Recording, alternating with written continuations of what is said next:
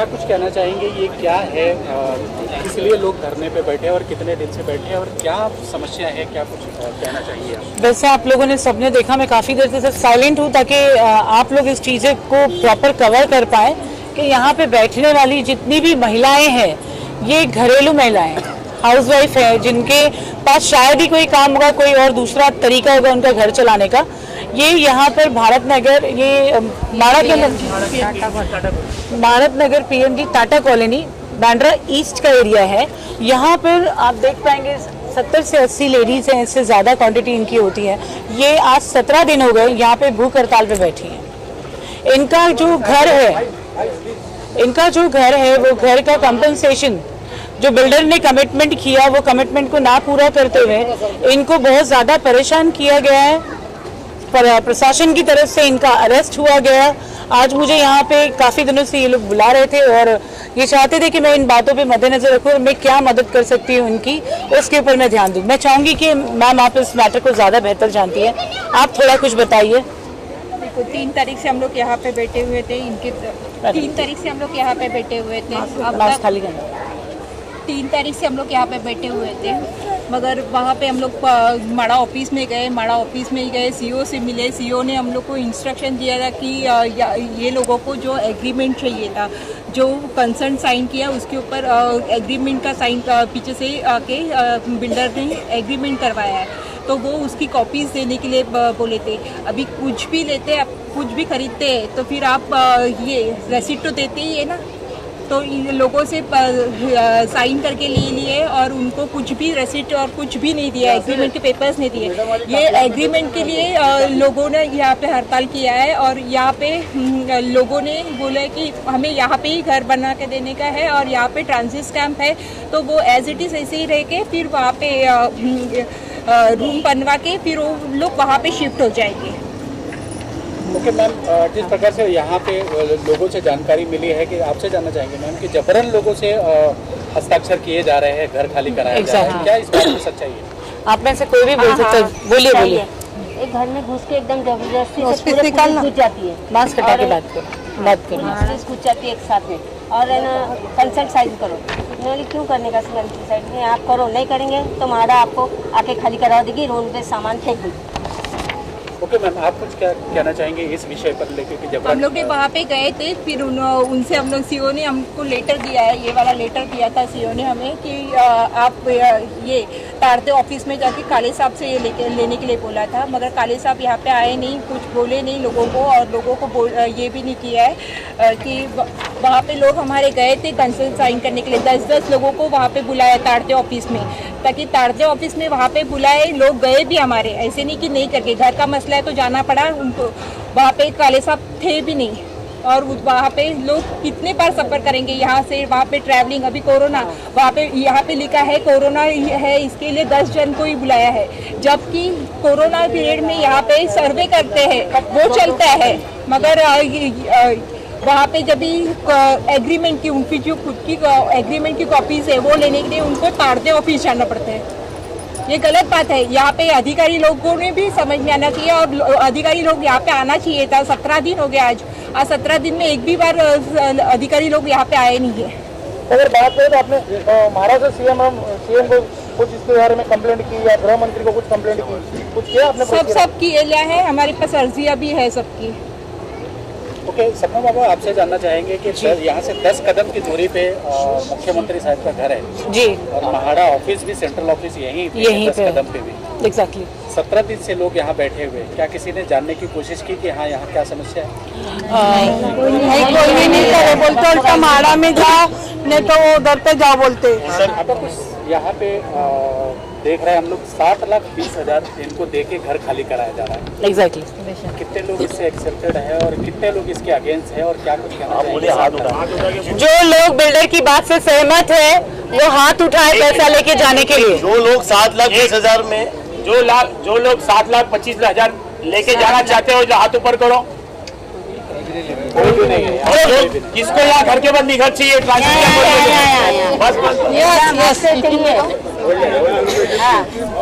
मरेंगे तो यही चलेगा, यही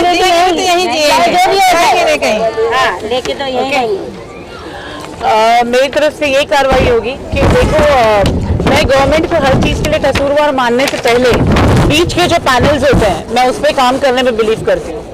अगर जिस तरीके से भी अप्रोच किया है और जिस टेबल तक और जिस चेयर तक हमारा अप्रोच पहुंचा है, इनका अप्रोच पहुंचा है, कहीं ना कहीं लैक ऑफ द टाइम निकलेगा, क्योंकि गवर्नमेंट किसी भी एक चीज़ के पक्ष में इतनी जिंदगियों के साथ नहीं खेल सकती। मैं कोई नेता तो हूँ नहीं, as an social activist I can commit one thing, give me appropriate complaint. आपने अब तक जो भी किया है मुझे एक असेसमेंट रेडी करके दो, मैं डीजी ऑफिस में बैठूंगी, मैं सीएम ऑफिस में जाके बैठूंगी आपकी प्रॉब्लम लेके, क्योंकि chief minister of Maharashtra has got complete rights to take a decision about the poor people living in the nation, specially when we are calculating about the state. तो yes, Balasaheb Thackeray का घर यहाँ पर 5 मिनट के distance पे है और Uddhav Thackeray CM है, तो ये उनका एक पर्सनल लेवल से ये भी हो जाता है कि बांद्रा उनका भी घर है, बांद्रा मेरा भी घर है और ये बांद्रा ही है, तो इनकी मदद करना पहला हमारा काम होता है। तो लेट्स पहले स्टार्ट करते हैं। आपके अनशन पे अब तक जो गवर्नमेंट की तरफ से सपोर्ट मिलना चाहिए था वो नहीं मिलने की सबसे पहली वजह मैं आपको बताती हूँ। मैं हमेशा कहती हूँ कि वोट करते हो तो सोच समझ के वोट करो। आज फिर से इस एरिया में बैठ के मैं बोल रही हूँ, आप लोग ने कैसा नगर सेवक चुना जो आपके नगर का ध्यान नहीं दे सकता, कैसा एमएलए चुना जो आपके लिए खड़े नहीं हो सकता, आपका एमपी कैसा है जो घर में बैठा आराम से, आप इधर भूख हड़ताल में बैठे हो। तो ऐसे लानतदार पॉलिटिशियंस के ऊपर थूको और अपना काम करने के लिए खुद खड़े हो जाओ। आजाद मैदान जाओ बोलते नहीं तो तार इधर भी अनशन रखने का पुलिस वाले बोल रहे थे ना। आप अपना नाम बताइए और क्या कुछ कहना चाहेंगे इस विषय को लेकर कि यहाँ 10 कदम की दूरी पर सीएम साहब। एडवोकेट यूसुफ खान हूँ। ये पूरा विषय मेरे पास है, मैं इसको लीगली हैंडल कर रहा हूँ डे वन से। लास्ट ईयर में बहुत प्रेशर था और गवर्नमेंट ने ये पूरा हैवी करने के लिए शिरके बिल्डर को फोर्सिबली पावर दिया था। उस टाइम पे मैडम एमएलए थी और मैडम ने उस टाइम पे वो नोटिस और वो सारी चीज़ें कैंसिल कराई। तब से हम लोग ये मुहिम में लड़ रहे हैं और ये सोसाइटी हमने उस टाइम से रजिस्ट्रेशन करा करके लोगों के लिए हमने आवाज़ उठाई और हमारी डे वन से एक ही मांग है कि यहाँ पे इनको ट्रांजिट कैंप दिया जाए और इनको यहाँ रिहेबिलिटेट किया जाए। अभी आपको मैं बता दूँ 13 सितंबर 2019 को एक जीआर आया था जो कि लास्ट गवर्नमेंट ने निकाला था, देवेंद्र फडणवीस की गवर्नमेंट ने निकाला था। वो जीआर में क्लियर कट लिखा था कि जो लोग इलीगली ऑक्यूपाई कर रहे हैं, जो एंक्रोचर्स हैं, परचेजर्स हैं, उनको भी रिहेबिलिटेशन होगा। उसके लिए प्रधानमंत्री आवास योजना का रेफरेंस दिया गया था और वो जीआर में फडणवीस गवर्नमेंट ने ये क्लियर कहा था कि हम किसी को भी रोड पे नहीं आने देंगे। जैसी ही वो सरकार गई, ये सरकार आई, इसमें हमें समझ में नहीं आया कि वो जीआर तो यूज़ कर रहे हैं बट वो बिल्डर को एक्सप्लॉयटेशन हो रहा है एफएसआई का। अभी इनको 3319 में 5 एफएसआई दी गई है और 33(7) में कंसेंट लेकर के उसकी 4 एफएसआई भी देने की बात चल रही है। तो मतलब पहली स्कीम देखा हूँ जिसमें टोटल 9 की एफएसआई मिलने वाली है या मिल चुकी है, ये तो हमको भी पता नहीं है। बट अभी मैं आपको एक चीज़ बोलता हूँ, ये पूरे प्लॉट पे सिर्फ बिल्डर के लिए सोचा जा रहा है, गवर्नमेंट सिर्फ बिल्डर के लिए फेवर कर रही है, आम जनता को कोई पूछने वाला नहीं है। जो अगर उनके लिए आवाज़ उठाता है तो पुलिस उनको धमकी देती है कि तुमको झूठे केस में फंसा देंगे। कितनों को तो फंसा चुके हैं, बेचारे कुछ जेल के अंदर भी है, लेकिन तो भी हमारे जो चेयरमैन है, जो लोग है, आवाम जनता है, ये लोगों ने बोला नहीं हम घर के लिए हम अपनी जान भी दे देंगे लेकिन हम हटेंगे नहीं यहाँ से। तो फिर हमारी भी मजबूरी है कि हम उनको सपोर्ट करें। हमको उस वक्त उनके साथ खड़ा रहना पड़ेगा जब उनको ऐसे मोड़ पे वो है। इस वक्त मैं आपको बता दूं कि पूरा के पूरा गवर्नमेंट इन्वॉल्व है। मैं आपको बोलता हूं क्योंकि अगर मैंने उनको 10 बार रिक्वेस्ट लेटर दिया है तो एक लेटर पे तो रिक्वेस्ट का जवाब आता, कुछ तो आप एक्शन लेते हैं, पब्लिक की कुछ तो सुनवाई होती है। 1% भी सुनवाई नहीं करना चाहते आप लोग, मतलब क्या है क्या? अच्छा आप बोलते हो अबील का प्रोजेक्ट है, अबील की जगह नबील दिखता है, तो नबील है कौन, अबील है कौन, पहले तो ये क्लैरिफाई करो। क्योंकि अगर हमने आरओसी में चेक किया तो अबील जो कंपनी है वो अविनाश भोसले की है और उसके लड़के की है, वो पुणे बेस्ड बिल्डर है, ठीक है। पर ये जो प्रोजेक्ट का जो पूरा काम किया जा रहा है वो नबील कर रहा है, जाहिद बांगी कर रहा है, so called close head of Shahid बलवा। अब हमको ये समझना है कि बाबा प्रोजेक्ट आपने अबील को दिया है कि नबील को दिया है, पहली चीज। और अगर बिल्डर हमारा अगर नबील नहीं है तो ओरिजिनल बिल्डर पब्लिक में क्यों नहीं आना चाहते? वो आए, अपनी बात रखे, आवाम से उनकी बात सुने, उनको मसले बताए, वो उनके मसले सुन करके उनको हल करे, ये इतनी बात ही। और मैं सबसे बड़ी बात बताता हूँ, पूरा केस में सबसे मेन जो चीज आपको मैं एक्सपोज करना चाहता हूँ, ये पूरे केस में टेंडर ही नहीं हुआ है। मैं आपको एग्जांपल देता हूँ, महाड़ा में ना अगर आपको एक ऑफिस भी अगर रेनोवेट करना है ना तो उसका भी टेंडर प्रोसेस होता है। महाड़ा का एक अगर ऑफिस रेनोवेशन करना है तो टेंडर प्रोसेस होता है। और ये इतनी बड़ी स्कीम, जो इतना बड़ा पैसे वाली स्कीम है, उसमें टेंडर का कोई ऑप्शन निकाला ही नहीं, डायरेक्ट उनको दे दिया गया। कैसे दिया? बिगर सोसाइटी के दे दिया। उनके लिए स्पेशल जीआर्स इशू है, उनके लिए स्पेशल ऑर्डर्स इशू है कोरोना में, कोविड-19 में। अगर आप डॉक्यूमेंट्स देखेंगे तो आप शॉक हो जाएंगे किस तरीके से मैनिपुलेशन किया गया लॉ का। मतलब डीसीपीआर जिसके तहत इनको परमिशन मिलता है, उसको कुछ 5 लोगों की कमेटी ने अमेंडमेंट करते गए, और उसका इन्विटेशन सजेशन जो 37(1) में जो अमेंडमेंट होता है, डीसीपीआर जो लॉ होता है ना, तो उसको ये लोगों ने क्या किया, कोरोना के पीरियड में नोटिस इशू किए, पब्लिक नोटिस इशू किए, न्यूज़पेपर में इशू। तो हम उसको ऑब्जेक्शन कैसे लेंगे? हमको आपने नोटिस दी नहीं कभी, आपने यहाँ आने के पहले हमारे लोगों को कभी इनवाइट किया ही नहीं है। आपने बोला वेरिफिकेशन करना एबीसी कैटेगरी का, एबीसी कैटेगरी का तो वेरिफिकेशन आज तक नहीं हुआ। उसकी आड़ में बिल्डर ने कंसेंट और एग्रीमेंट कर लिया लोगों से। तो ये जो कंसेंट और वेरिफिकेशन है, ये एक्चुअल लॉ के तहत है या इलीगल है? बिकॉज आपने वेरिफिकेशन का कहा कह करके पुलिस कम से कम 200-250 पुलिस उतार के लोगों को मारा, लिटरली वीडियोस है, ट्विटर पे भी वीडियोस है, फेसबुक पे भी वीडियोस है। तो आपके जो ऑफिसर्स ने ये गलत काम किया, आपने उसके ऊपर क्या कार्रवाई की? और ये बेचारी आवाम जनता जो गरीब है, ना इनके पास कोर्ट जाने के लिए पैसे है, ना इनके पास प्रशासन जाने के लिए पैसे है, ना इनकी कोई सुनने वाला है, तो ये जाएंगे कहाँ? ये आत्महत्या करेंगे इधर, या तो यहाँ भूख हड़ताल पे बैठे रहेंगे। दो ही ऑप्शन इनके लिए बच रहा है। आज हमें भी कोर्ट जाना है तो हमें इनके लिए कहीं ना कहीं से हमें लीगल फीस लगेगी, कोर्ट फीस लगेगी, सब लगेगा। ये उसके लिए भी कॉम्पिटेंट नहीं है। तो हमारी गुजारिश है कि अगर ऐसी गवर्नमेंट है जो आम जनता की सेवा नहीं कर सकती है, तो हमें लगता है कि फिर ये गवर्नमेंट हमारे लिए कोई काम की नहीं है, हमारी आवाम के लिए कोई काम की नहीं है। और जो लड़ना चाहता है उनको धमकी दी जा रही है, पुलिस प्रेशर बिल्डअप करती है, केसेस में इम्प्लीकेट करती है। अभी भूख हड़ताल लीगल परमिशन लेकर के दिया गया, हमने इंटीमेशन दिया, परमिशन हुआ, इन्होंने 149 की नोटिस दी, हमने उसका रिप्लाई दिया, नेक्स्ट डे एफआईआर ले लिया इन्होंने हमारे चेयरमैनशिप के ऊपर, ट्रेजरर के ऊपर और बाकी लोगों के ऊपर। तो हमारे ट्रेजरर और चेयरमैन ने बोला भाई हमको बेल नहीं करानी है, हमको अनशन पे ही बैठना है। जेल में भी इन्होंने अनशन कैरी किया। तो कम से कम इतनी तो कटसी है कि एक आदमी भूखा मर रहा है, उसके लिए तो कम से कम सरकार की कुछ अधिकारी, कोई ऑफिसर, कोई तो आकर के जिम्मेदारी ले कि बाबा हाँ ठीक है, आपकी मांग जेन्युइन है, लेजिटिमेट मांग कर रहे हैं, आपसे कोई एक्सटॉर्शन नहीं मांग रहे कि बाबा इनको 5 करोड़ दे दो, 10 करोड़ दे दो, बिल्डर को घर के बदले घर मांग रहे हैं। तो उसके लिए कौन सुनने के लिए बैठा है? कोई प्रशासन में कोई तो मशीनरी होनी चाहिए।